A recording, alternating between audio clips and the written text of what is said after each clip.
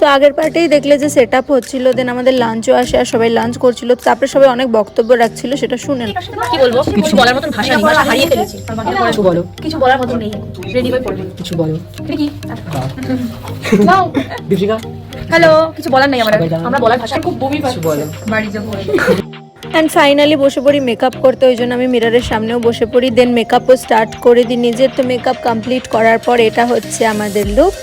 তারপর শো শেষ হয়ে যাওয়ার পরে এখানে হচ্ছে আমাদের প্যাক আপ, তো সব কিছু প্রপস গোটানো শুরু হয়ে গেছিলো। তারপর দীপশিকা এখানে কেন দৌড়াচ্ছে সেটা না হয় ব্লগে নাই বললাম।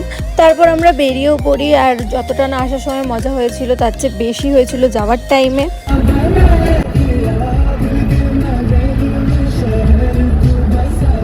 তো রাস্তায় হয়ে যায় একটা বড় সড়ো পোকপাট, আমাদের যে আরেকটা গাড়ি ছিল সেই গাড়িটা হয়ে যায় খারাপ। তো তারপরে অন্য একটা গাড়ি অনেক কষ্ট করে অ্যারেঞ্জ করা হয়। দেন আমাদের বাড়ি আসতে আসতে অনেক রাত হয়ে যায়, আর এইভাবেই আমরা দিনটা স্পেন্ড করি।